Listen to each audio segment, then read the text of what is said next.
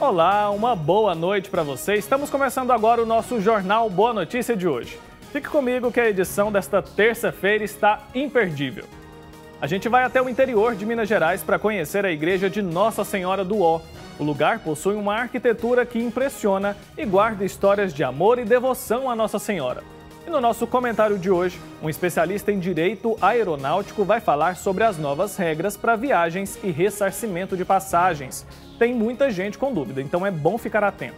E é claro, a gente segue com a nossa série desta semana, Sabedoria do Tempo. Neste segundo episódio, a gente vai conhecer a dona Nonô. Ela, que já passou por muitos momentos bem difíceis, vai dividir com a gente um pouco da sua experiência. Tudo isso você vê a partir de agora no JBN de hoje, que já está no ar.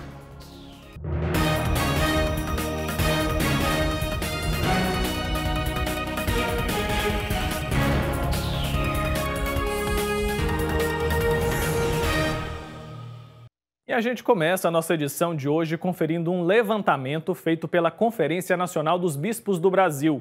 A CNBB divulgou o número de bispos que foram contaminados pela Covid-19.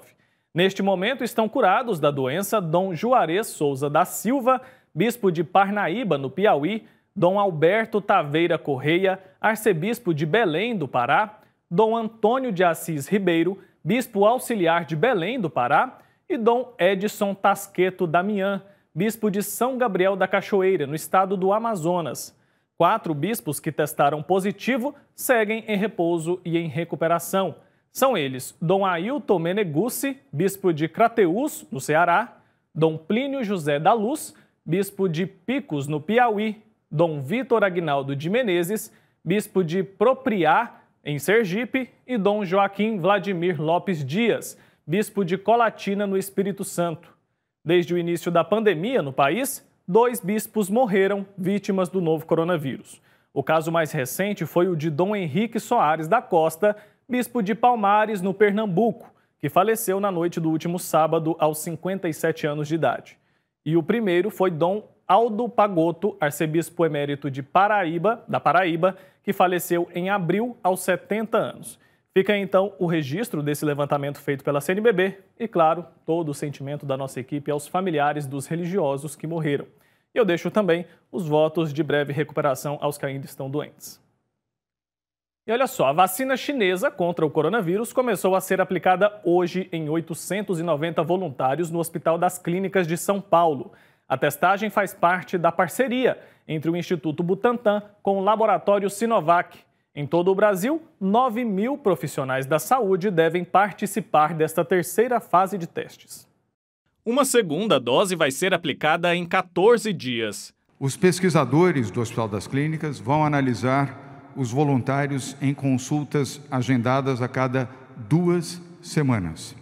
A estimativa é de concluir todo o estudo da fase 3 de testes da Coronavac, a vacina contra o coronavírus, em até 90 dias. Os novos testes da chamada Coronavac precisam fornecer uma avaliação definitiva, tanto de eficácia quanto de segurança.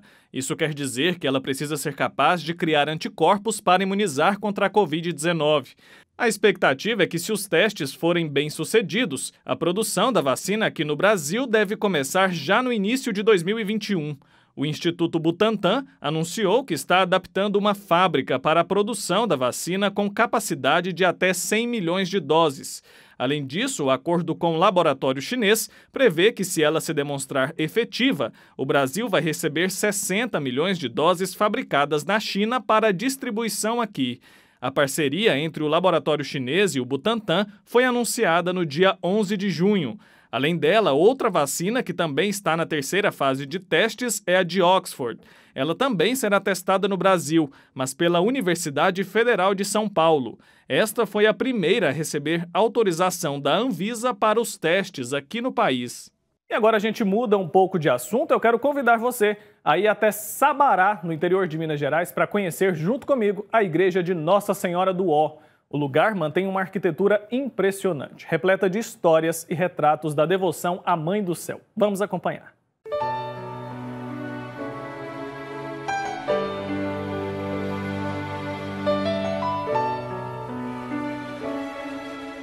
O município de Sabará, na região metropolitana de Belo Horizonte, é um importante ponto de turismo religioso no Brasil. A cidade possui diversas igrejas históricas que chamam a atenção de muitos visitantes. E uma das mais antigas não só na cidade, mas do estado de Minas Gerais, é a Igreja de Nossa Senhora do Ó, construída no início do século XVIII. A Igreja de Nossa Senhora do Ó é fruto da experiência dos bandeirantes que chegaram a Sabará em busca do ouro.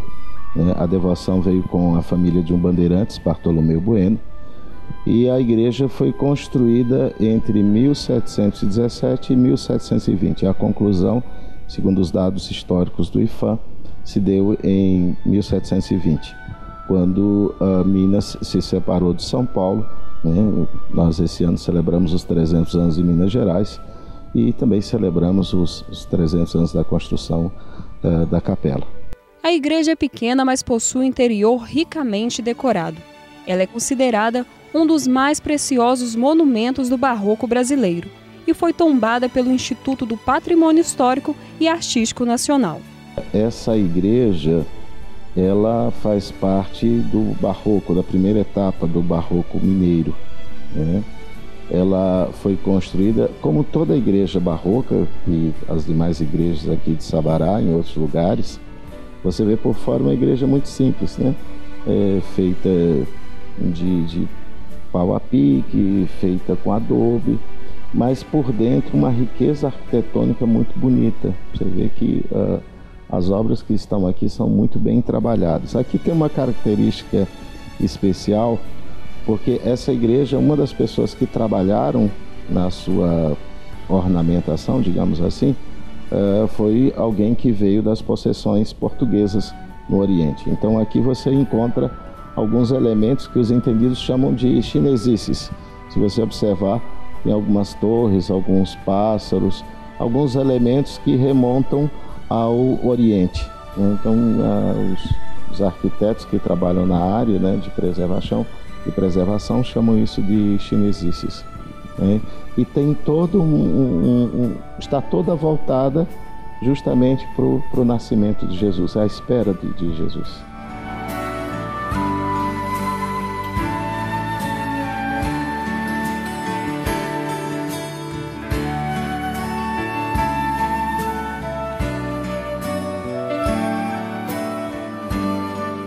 A devoção a Nossa Senhora do Ó chegou ao Brasil vinda de Toledo, na Espanha, e em Sabará, através dos bandeirantes paulistas que fundaram a cidade. Nossa Senhora do Ó é um título que remonta a Toledo, na Espanha. No século VI surgiu a devoção a Nossa Senhora da Expectação, na semana que antecede o Natal, em função das antífonas cantadas no breviário. Então, Nossa Senhora da Expectação, Nossa Senhora da Esperança, e também passou a ser mais conhecida como Nossa Senhora do Ó. Então a devoção da Espanha chegou a Portugal e de Portugal veio ao Brasil. E aí, quando os bandeirantes chegaram, construíram essa belíssima obra de arte dedicada a Nossa Senhora, que tem muito a ver com o nascimento de Jesus, a espera do Salvador. Um desses relatos de devoção pode ser observado em um quadro que está na igreja desde 1720, onde existe um testemunho de agradecimento a Nossa Senhora da Expectação. Ele conta no quadro, ele dá o testemunho num português arcaico, dizendo que haviam soldados que ele mesmo comandava e talvez por algum desafeto eles tentaram matá-lo. E na hora dos tiros ele clama por Nossa Senhora. E ela o livrou do pior, nada acontecendo nem com ele e nem com os escravos que o acompanhavam.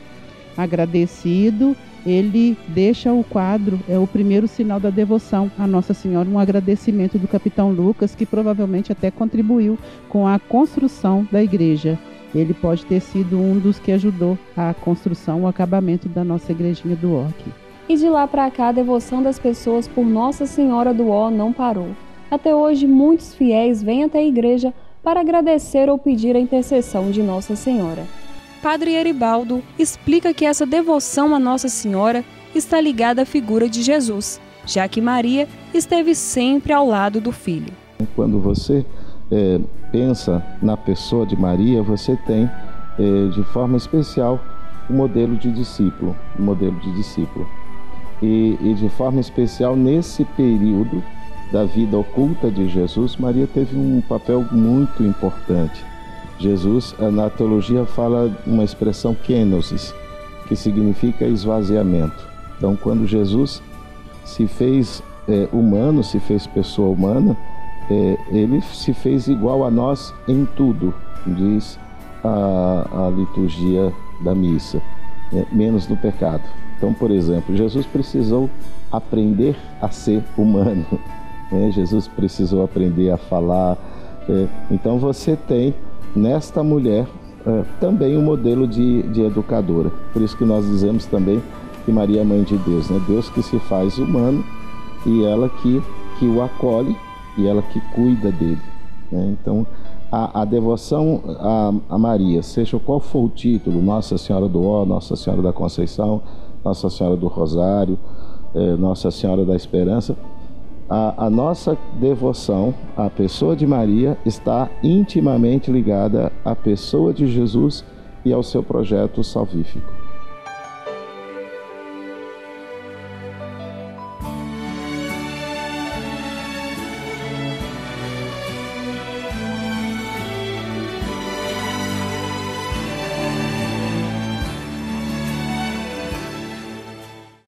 É isso aí, que devoção linda, que lugar especial, né? E é aos pouquinhos que a gente vai conhecendo essas igrejas tão ricas em história que estão espalhadas por aí Brasil afora. Agora a gente vai para o nosso intervalo bem rapidinho e a seguir a gente confere o segundo episódio da nossa série especial desta semana. É daqui a pouco.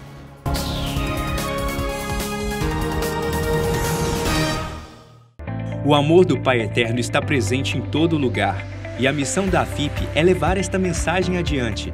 E tudo isso só é possível graças à nossa união. Reze conosco, ajude a fazer o bem. Faça parte desta família de amor.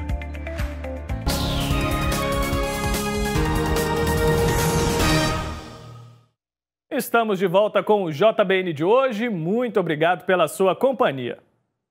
Chegou o momento do nosso comentário de hoje. Um especialista em direito aeronáutico vai falar sobre as novas regras para viagens e ressarcimento de passagens. Tem alguma dúvida? Então preste atenção.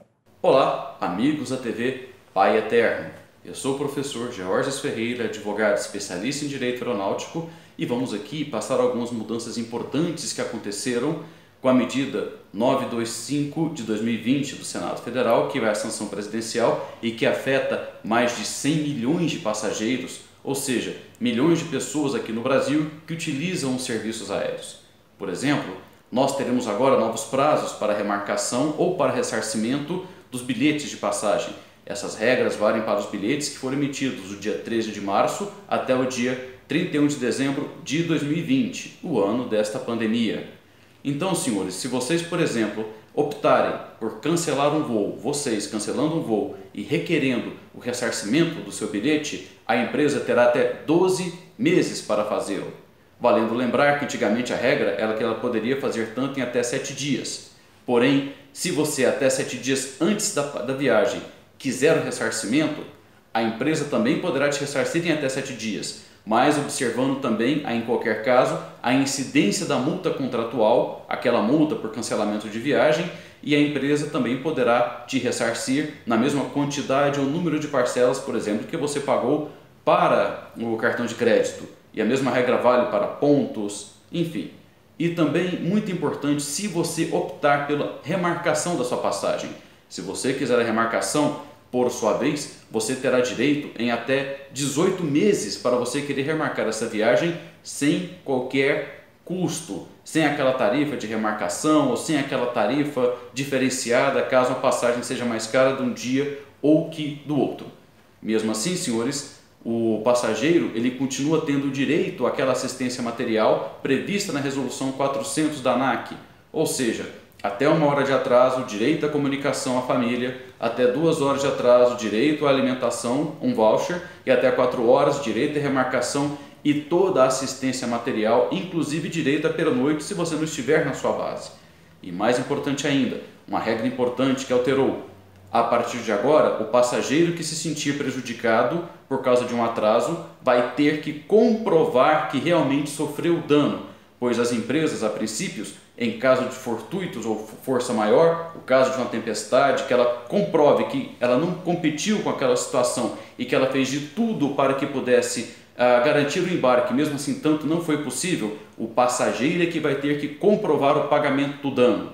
E isso daí é importante, porque o passivo jurídico das empresas aéreas chegou a quase R$1 bilhão esse ano, ou chegaria a tanto se não fosse essa crise. Um forte abraço e ficamos aqui à disposição de todos. Aí, você que está com uma viagem marcada ou teve o voo cancelado, é bom ficar atento às mudanças para evitar ter ainda mais dor de cabeça durante esse tempo de pandemia, né? E olha só, no segundo episódio da série Sabedoria do Tempo, a gente vai conhecer a dona Nonô. Ela viveu de perto o período da ditadura militar. Com isso, acumulou bastante experiência para vivenciar os desafios dos dias atuais.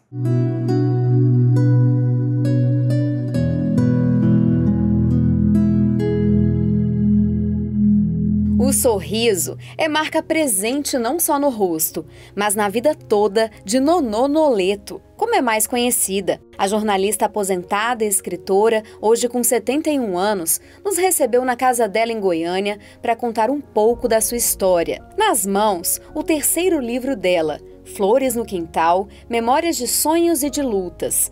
A obra traz detalhes do encontro com o companheiro, o jornalista e ex-preso político Vilmar Alves, e mostra a trajetória do casal, que viveu o difícil período da ditadura militar.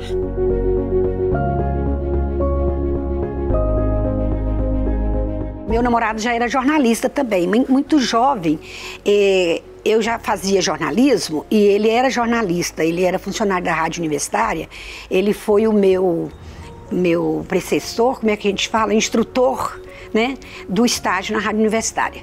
E aí nos conhecemos, não começamos a namorar lá dentro da rádio não, depois.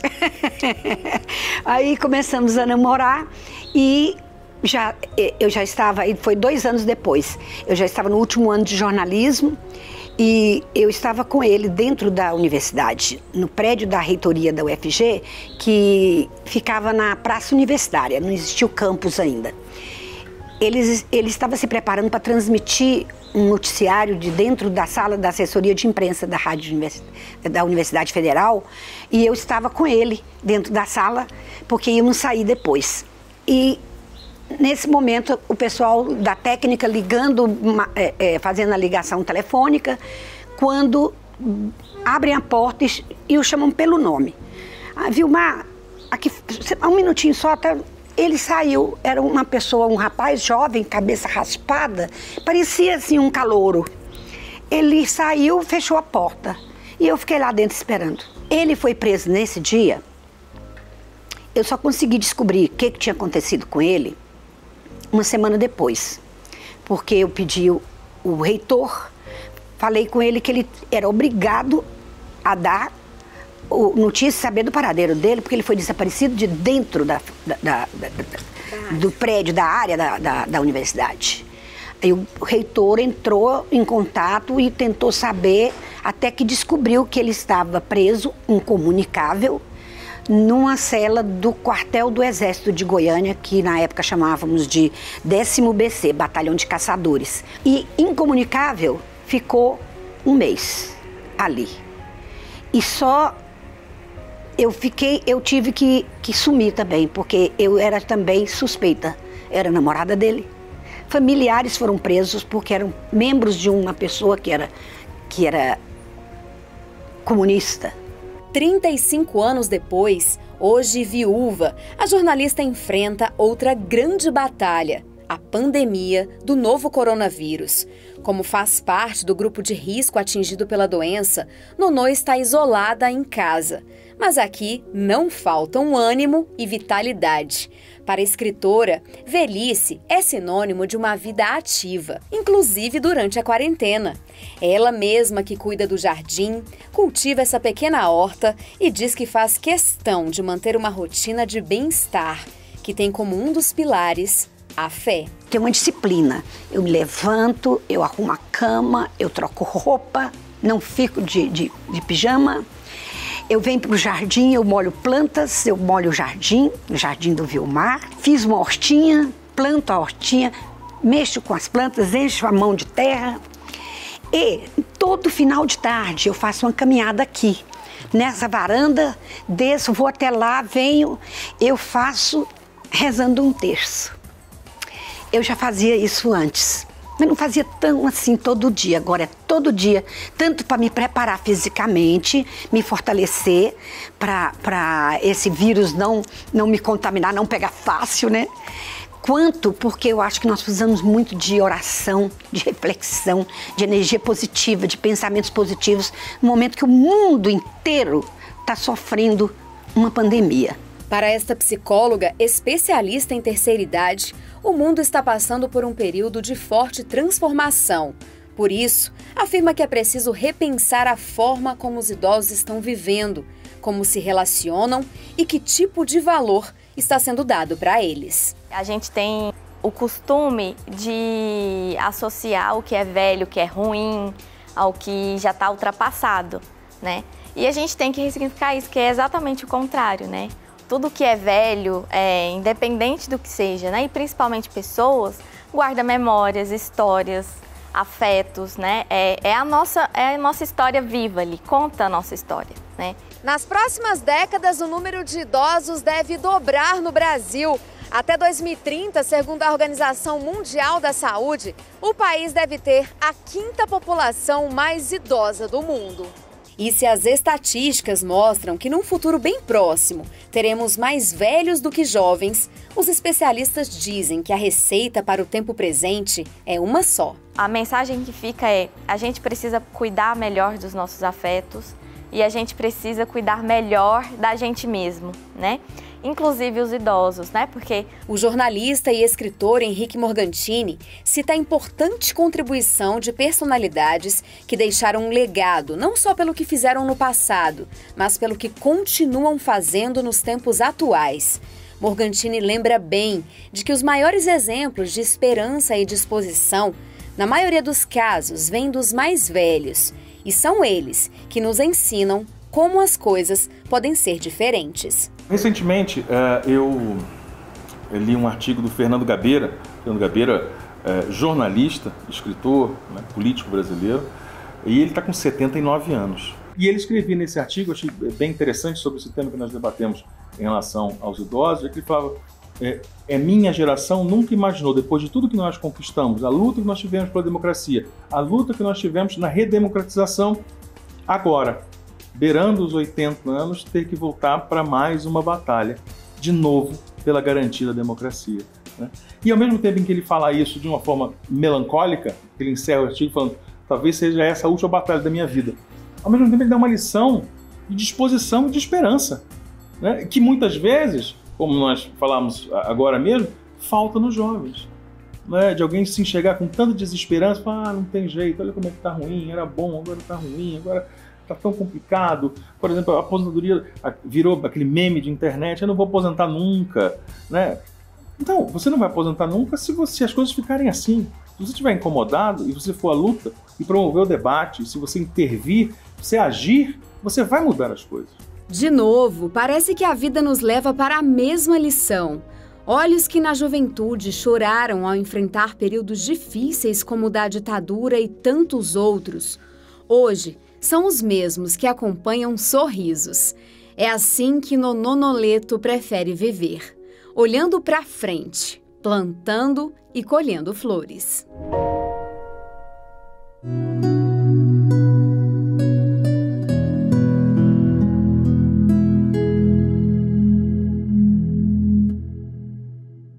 A dona Nono é um exemplo mesmo. Já passou por muita coisa difícil nessa vida e com certeza essa sabedoria e experiência ajuda ela a passar também por essa pandemia de uma forma menos sofrida.